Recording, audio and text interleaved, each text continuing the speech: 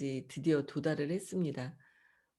정말 어떻게 보면은 저도 이런 도전은 처음인데 그 반년이 넘게 우리가 엄청나게 진도를 나갔어요. 이제 드디어 인제 현대가 눈앞에 있고 근대까지 온 거예요. 요 시대를 인제 보자면 이제 인상파인데 어 요 시대를 보자면 네. 이 시대에 어 이 그림을 한번 보세요. 비너스의 탄생이라는 그림인데 이 시대에 사람들이 좋아하는 그림이에요 이게. 그러니까 이렇게 누드인데 비너스니까 여신이죠. 그래서 이렇게 비율이 딱 맞는 아름다운 여신. 그러니까 그 시대에 가장 인기 있는 그림은 이건 거예요. 그런데 거기에 사실주의가 나와서 그 혁명적인 돌 깨는 사람들 막 이런 그림을 그렸죠. 그러니까 그 19 세기 중반에 여러 가지가 같이 인제 공존을 하고 있었어요. 그런데 사람들은 이렇게 그냥 아름답고 이상적인 그림이 고전서부터 쭉 온 스타일이잖아요. 이게 신고전주의의 스타일이라고 보면 되니까 옛날에 잘 나갔던 게 지금까지 현존하면서 그게 세계관이라고 믿고 있는 그 사람들이 주도를 하는 세상이라고 볼 수가 있죠. 그런데 밑에서는 꿈틀꿈틀하게 사실주의가 나오고 낭만주의가 나오고 그리고 거기에서 또 인상파까지 꾸물꾸물 올라온 거예요. 그 19 세기 중반이라는 그 시대가 1800 뭐 50 년대에서 1900 년대까지잖아요. 그 시대에 그 인류 역사상 가장 변화가 많고 모든 게 한꺼번에 이렇게 일어난 그러면 옛날에는 언제가 그랬냐면 음 피렌체에 그 르네상스라는 그 시대에 또 엄청나게 문화가 부흥을 했죠. 그래서 그 피렌체에서 신흥 부자가 나오면서 그 신흥 부자들이 다비치 그 레오나르도 다빈치를 후원하고 그 신흥 부자들이 교양을 갖추려면 귀족이 아니잖아요. 귀족이 아닌데 돈은 귀족보다 더 많은 새로운 역사의 인물이 나온 게 인제 그 르네상스 시대에 나온 거죠. 첫 번째 상인. 그 사람들이 예술가들을 후원해서 그 예술 작품을 집에다가 놓고 그 예술을 사랑하는 그런 것을 내보이면서 '교양이 있다.'라는 것을 내보이는 거죠. 귀족의 그 신분은 없지만 '교양이 뛰어나다.' 이런 거를 막 채워 놓는 게 그때 르네상스라는 시대를 만들었고요. 지금 이제 요 시대에 또 마찬가지로 산업혁명이 일어났죠. 산업혁명이 일어나면서 영국에서는 또 많은 변화가 일어나고 그것이 프랑스로 오죠. 그래서 인제 고 시대에 또 신흥 부자들이 공장을 만드는 그런 어떤 방직기가 최초로 나왔거든요. 그래서 방직기를 통해서 공장이라는 게 생기고 그리고 거기서 섬유 그 공업이 발달을 하게 돼요. 그러면서 또 박차를 가하게 된 게 어 기차가 나왔죠. 증기의 발견. 그게 1차 산업혁명이잖아요. 그래서 그 기차라는 게 나오면서 공장에서 나온 그 섬유를 막 이동하면서 팔 수 있는 그런 판로가 생기고 이러면서 그 신흥 부자들이 나왔죠. 그러면 그 신흥 부자들은 똑같이 마찬가지로 어 교양이 있는 것을 갖춰야 되겠죠. 그러면 교양이라는 거는 음악과 미술을 뜻하죠. 그러니까 음악과 미술을 후원하면서 자기가 소장을 하게 되고 자기 집에 이런 미술품이 있어. 나는 누구를 키워. 요런 똑같은 형태가 벌어져요.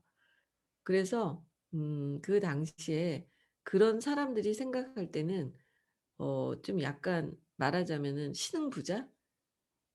약간 무식한 부자일수록 옛날 것을 더 선호하겠죠. 앤틱을 좋아하듯이.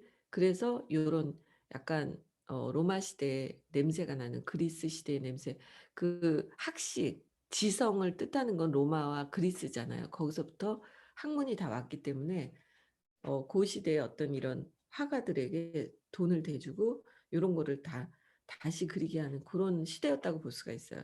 그래서 이 그림이 그 당시에 18 세기 어 중엽에 프랑스의 그림은, 프랑스가 가장 발달했잖아요, 그 시대가. 근데 그 시대에 어 살롱에서 1 위를 한 그림이 이거예요. 이게 1 위를 했어요. 그러니까 아직도 이런 신고전주의의 요런 그림들이, 그러니까 비현실적인 거죠. 비현실적인 이런 그림들이 상을 타는 건 이런 거였어요. 그런데 인제 쿠르베의 어떤 그런 돌 깨는 사람들이라든지 노동자 막 이런 거, 부자들이 막 노동자 혁명적인 거 그런 거 걸고 싶지는 않죠. 그래서 그 사람들을 알아주는 후원자가 그리 있지는 않았어요. 그런 상황에서 음 살롱에 앞서가는 그림을 내면 그런 그림들은 당연히 떨어지고 그리고 비난을 받았겠죠. 그러니까 그러니까 아직 변화를 하느냐고 첫 번째로 그리는 그 사람, 그 세계관을 처음으로 만드는 사람은 주목을 받지 못하겠죠. 이 그림이 주목을 받는 그 시대에 클로드 모네라는 사람이, 이 사람의 그 연도를 봐도 딱 그 변화무쌍한 19 세기 중반에서 20 세기 초반이라고 볼 수가 있어요. 요 시대에 과학과 문명이 엄청나게 발달하고 과학이 앞설 때였죠. 그리고 이 시대에 또 뭐가 나왔냐면 굉장히 그 엄청난 역사의 흐름을 바꿔버린 첫 번째 또 큰 요인이 생겨요. 그게 뭐냐면 카메라가 발명이 됐다는 거예요. 카메라가 나왔다는 거는 이 화가들에게는 핵폭탄 같은 변화를 일으키는 계기가 됐죠. 그림의 그동안의 그림의 니즈는 뭐였어요? 기록의 역할을 했죠. 그런데 그래서 가장 사실적으로 가장 똑같이 그리는 그런 그림이 천재였죠. 그런데 이게 느닷없이 사진기가 나오는 거예요. 사진기가 나와서 그 처음으로 사진을 찍고 해외의 사진을 보여준 그런 사람이 있었다고 했죠. 그래서 그 사람을 찬양하기 위한 시를 쓴 게 보들레르의 그 악의 꽃에서 라 보야즈, 여행이라는 그 시에 그 인물이 나온다고 했잖아요. 그런 것처럼 그 당시에 요 시대가 그 보들레르, 그리고 이제 베르송이라는 철학자, 뭐 니체 이런 사람들이 막 튀어나올 때였거든요. 그래서 이 사실적으로 그리는 거에는 의미가 없어진 거죠. 사진기가 그 역할을 하니까. 그다음에 또 하나의 발명품이 뭐가 나왔냐면 물감을 튜브에다 넣어서 쓰는 게 나오는 거죠. 첫 번째 물감이 튜브로 쓴 거죠. 그전에는 뭐 염통, 낙타의 염통이라든지 뭐 이런 거에다가 안료를 집어넣어서 그림을 그렸기 때문에 야외에서 그림을 그리기가 어려웠거든요. 그러니까 야외에서 스케치만 하고 들어와서 색칠은 아뜰리에에서 했어요. 화가들은 전부 아뜰리에에서 그림을 그렸죠. 야외에서 색칠까지 하는 일은 있을 수 없었죠. 그 안료 뭐 이런 거를 어떻게 들고 나가서 거기서 하겠어요. 그런데 그때 인제 획기적인 사건이 벌어진 게 튜브 속에 물감을 넣어서 파는 그런 새로운 물감이 탄생을 했다는 거죠. 그래서 이 화가들은 바깥에 나가서 색깔을 칠할 수 있는 조건이 된 거예요. 그러면서 인상파라는 게 나오게 됐죠. 풍경화를 그리게 됐다는 거예요. 그리고 그 바깥에 나가서 스케치만 한 게 아니라 색칠까지 했기 때문에 빛에 따라서 바뀌는 그 색감의 변화를 표현할 수가 있었다라고 볼 수가 있죠. 그래서 이 시대는 인상파는 빛 그리고 색채, 이 두 가지가 핵심 키워드예요. 그런데 살롱에 좀 전에 보여준 그 그림이 출품돼서 1 등을 하는 그 살롱에 모네가 그림을 출품했어요, 이 그림을. 자, 이런 게 받아들여졌 졌을 수가 없죠. 말도 안 되는 그림인 거죠. 이 그림은 제목이 해돋이인데 너무 앞서간 현대적인 그림이에요. 일단 입체가 없죠. 입체가 없고 아웃라인이 없어요. 그러니까 명암과 입체를 그릴 때는 라인이 많아지거든요. 근데 라인이 없고 색깔로만 돼 있거든요. 그리고 보이는 대로 그린 거예요.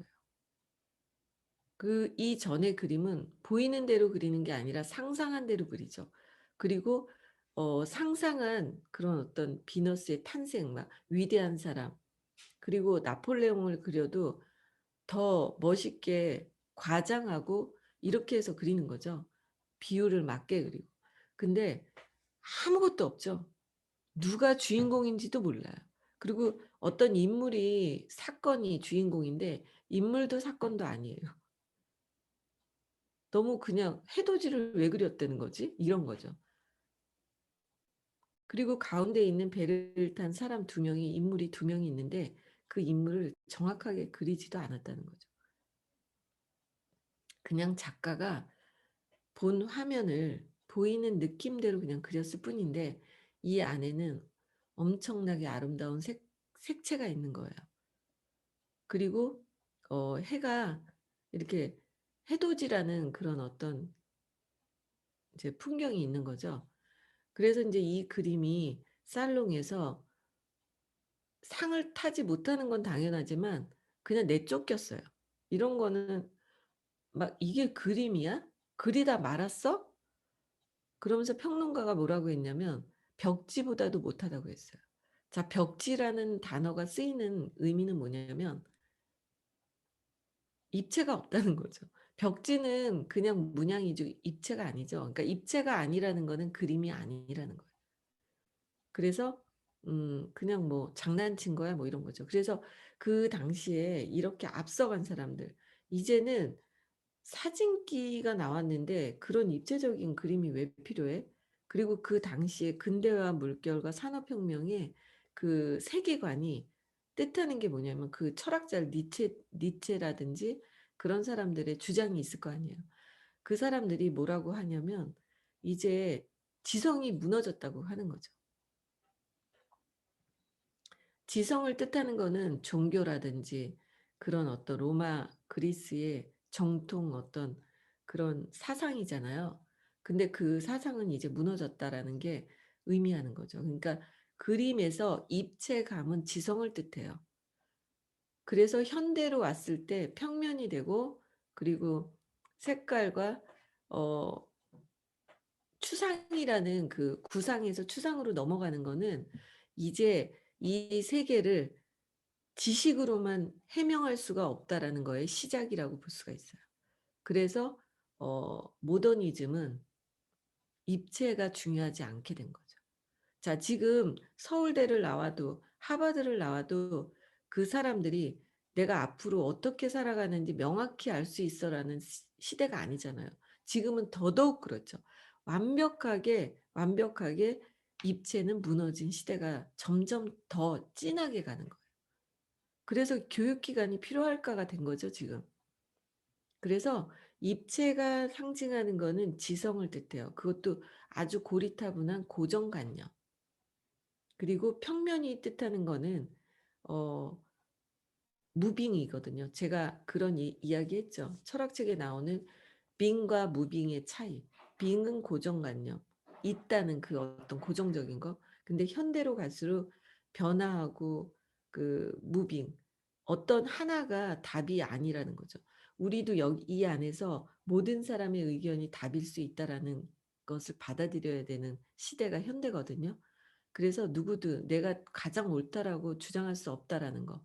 그리고 유연성을 가져야 된다라는 게 현대예요. 세련된 거예요. 그래서 어 어떤 인종차별이라든지 코드가 다르면은 다름의 차이지 나쁘다 좋다가 아니잖아요. 그러니까 사람이 세련돼지고 멋있어진다는 거는 무빙이거든요. 어떤 장소를 가도 그 사람이 그걸 흡수할 수 있고 변화할 수 있고. 그쵸? 그래서 빙에서 가까워지면 고정관념에 가까운 사람은 굉장히 무식하고 구시대적인 사람이고, 변화에 가깝고 언제든지 변할 용의가 있고 새로운 걸 받아들일 수 있는 무빙으로 가까워질수록 그 사람은 세련되고 교양 있고 멋있는 사람이 되는 그런 것을 철학에서 딱 두 단어로 만들게 빙과 무빙이에요. 그런데 이 근대화가 최초의 무빙이라고 볼 수가 있는 거죠. 끝없이 그동안 어 그 캐토릭이 지배했던 고정적인, 내 운명을 바꿀 수도 없죠. 신이 "너는 종지로 만들었으면 종지로 살고, 그리고 너는 물컵으로 태어났으면 물컵으로 살고 너의 존재는 없어. 너는 도구일 뿐이야." 그 시대잖아요. 고정된 사고. 그런데 지금은 그게 아니잖아요. 운명을 바꾸는 거잖아요. 운명이 정해진 게 어딨어. 내가 바꿀 수 있지. 그게 현대거든요. 그래서 이 그림은 조롱을 받았고 살롱을 낼 수도 없는 거죠. 그래서 그때 의기투합한 세 사람이 있었어요. 르누아르, 그리고 모네. 모네는 그 인상파의 창시자죠. 그리고 또 한 명이 그 바지루라는 사람이 있었는데, 이 세 명의 개혁적인 화가 세 명이 뭉쳐서 "그러면 그냥 우리끼리 살롱을 만들자." 해 가지고 그 거대한 미술 전시를 하고 있는 아카데믹한 살롱전 바로 맞은편에 조그만 그 공간을 빌려서 자기네들끼리 전시를 했는데 거기에 출품했어요. 그런데 해돋이라는 그 제목이 너무 밋밋하다고 평론 전시장 큐레이터가 "조금 바꿀 수 없냐."라고 얘기해서 이 사람이 그냥 "내가 보이는 대로 내가 인상이 든 대로 그린 해돋이야." 해서 인상 해돋이라고 다시 제목을 바꿨어요. 거기에서 첫 번째 인상이라는 단어가 출범을 했어요. 그래서 이 제목은 인상 해돋이예요. 그래서 인제 전시를 했는데 그 당시에 유명한 평론가가 미술 잡지에다가 평을 썼죠. "이거 벽지보다도 못하고, 그래 이 인상주의자들의 그 그림은 어처구니가 없다. 이게 그림이 완성이 안 된 그리다만 그림을 모아 놨다." 뭐 이렇게 르누아르 그림이랑 막 비판을 한 거죠. 그 당시에 인제 엄청나게 비판을 받았던 이 그림. 그래서 조롱하는 말로 조롱하느냐고 인상주의라고 붙였어요, 이 사람들의 그림을. 그 이름이 붙여진 그 인상주의라는 조롱의 그 평론가의 말이 지금까지 인상주의라는 틀을 시작하게 만들었죠. 네. 그래서 나온 말이에요. 그 인상주의 화가들은 그 시간대에 그 그림이 주는 색채, 그런 것들의 다름을 나타냈죠. 그렇기 때문에 같은 장소에서 100 장을 넘게 그리고 연작을 그리고 계속 그린 거예요.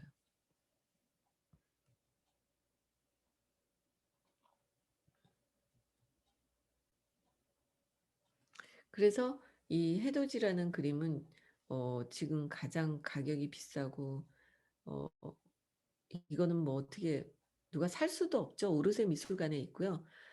프랑스 파리에 가면은 가장 큰 미술관이 3 개가 있어요. 첫 번째 루브르가 있고요. 그 당시에도 루브르는 있었어요. 루브르가 있고요. 화가들이 루브르에 가서 공부를 하려고 그 이탈리아 뭐 이런 데 화가들도 루브르에 공부를 하러 갔죠.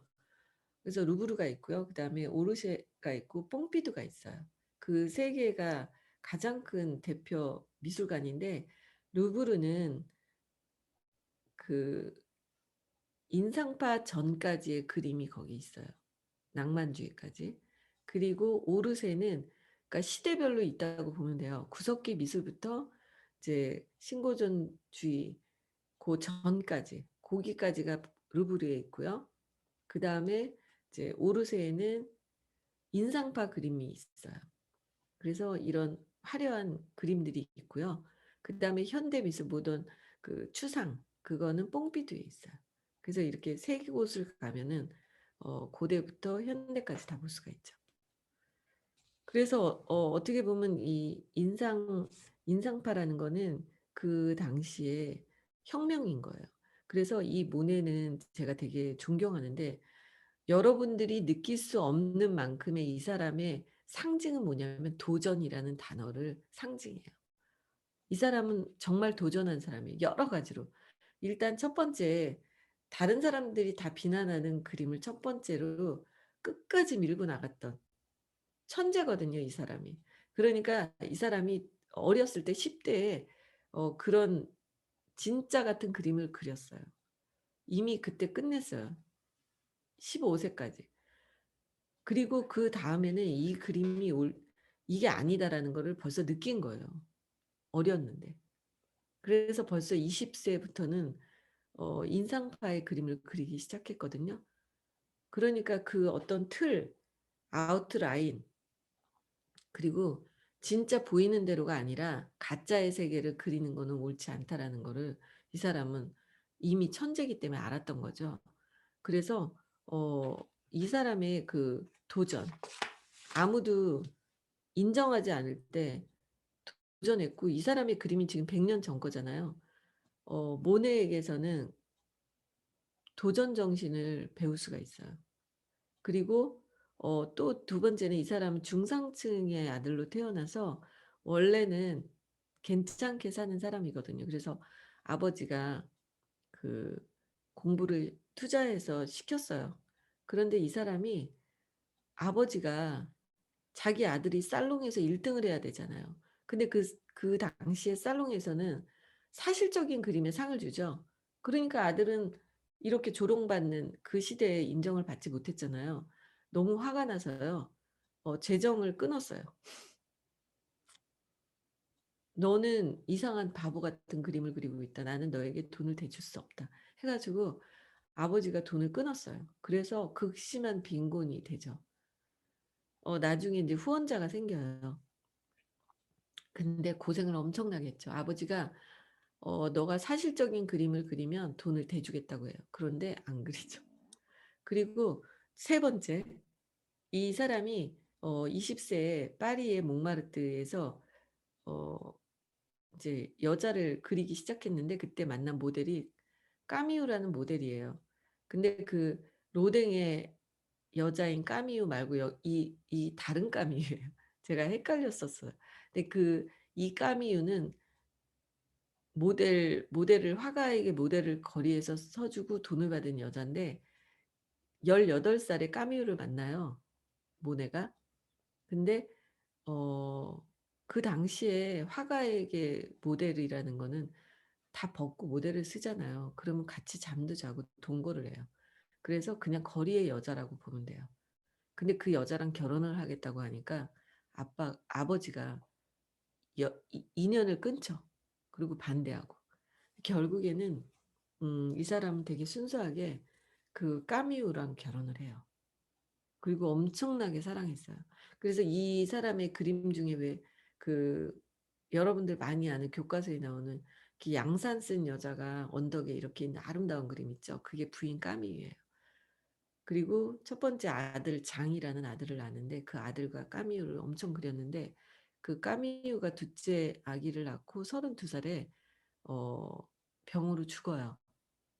근데 그 이후로도 평생 까미유를 사랑했고, 그 이후에는 인제 이 모네를 후원했던 후원자의 여자와 결혼해서 살다가 죽었는데, 아무튼 이 사람은 제가 볼 때는 세 가지의 도전을 하고 순수하게 살았던 사람인 것 같아요. 그래서 그 당시에 증기가 나왔죠. 증기가 나와서 기차가 나왔잖아요. 그러니까 그 그림 속에서 기차역이라든지 기차라든지 그런 그림을 그리는 화가들이 엄청 많았죠. 그 이유가 뭐냐면 새로운 산물이죠, 기차라는 게. 기차가 처음 나왔으니까. 네. 어 오늘은 인상주의의 배경과 그 시대상과 그 모네에 대한 설명을 하다 보니까 시간이 다 됐어요. 그림을 다 보여드리지 못하고. 네. 기차 이렇게 이 그림들이 보통 막 4m 이래요. 작은 그림이 아니거든요. 그래서 이 색채는 사실 이 PPT로 보는 색채는 너무 별로예요. 근데 실제로 루브르나 어 오르세에 있는 색채를 보면 어마어마하게 아름답죠.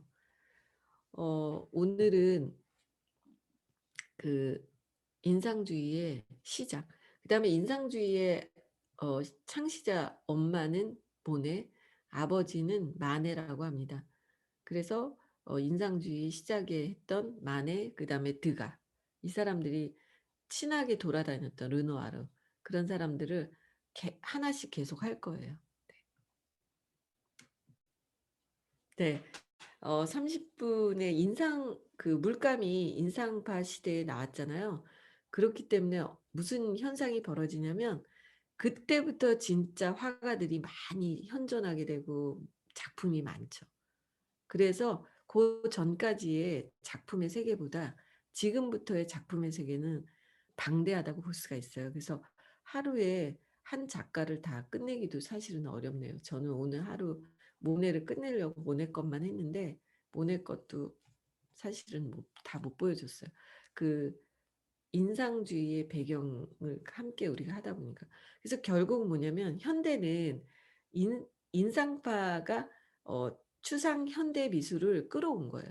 그거를 하게끔 만든 시작이, 그러니까 그 입체적인 고정적인 그 그림, 그거를 무너뜨린 첫 번째 어 도전자라고 볼 수가 있어요. 그래서 어떻게 보면 어 지금 우리는 사실 네트워크 마케팅을 사람들이 막 못 받아들이는 사람들이 아직도 있잖아요. 그렇지만 이미 똑똑한 사람들, 뭐 워렌 버핏, 그런 사람들, 엘빈 토플러, 이런 사람들이 이미 책으로 인정을 해 놓은 마케팅인데도 불구하고 일반인들이 다 똑똑한 게 아니기 때문에 벽이 있죠. 근데 앞으로는 이런 네트워크 마케팅의 마케팅이 더 커지는 그런 시대죠. 정통적인 그런 마케팅, 돈을 붙여서 판매를 하는 그런 마케팅이 이제 점점 없어지죠. 그래서 우리가 어떻게 보면은 그 일반 대중이었기 때문에 우리도 받아들이기 어려웠지만 우리가 지금 똑똑해지고 있잖아요, 이 안에서 공부를 통해서. 그래서 사실은 뭔가 새로운 것을 받아들이는 거를 쉽게 생각하는 사람들은 엄청 똑똑한 사람들이에요. 제가 그 우리 그룹에서 한때 그 오페라 교육을 받았었거든요, 오페라 수업. 근데 그 오페라 수업을 한 교수님이 우리나라 국제통상 대표님이세요. 세종기지에 있는 굉장히 똑똑한 사람이죠. 그래서 청와대하고 대기업에 매일 타임지, 그 새벽에 타임지 이런 거 쫙 해 가지고 각국에 있는 영문, 경제 잡지, 신문을 그분이 다 이렇게 추려 가지고 해석해 가지고 정리해 가지고 어 그 당시에도 저랑 처음 만났을 때 박근혜 정부였거든요. 박근혜 대통령 청와대에 가서 브리핑해 주고 오시는 게 일이었어요, 아침에. 그런 분인데 저한테 "무슨 일을 하세요?" 그래서 제가 어 "누스킨이라는 네트워크 마케팅을 한다." 그랬더니 네트워크 마케팅 잘 모르시더라고요.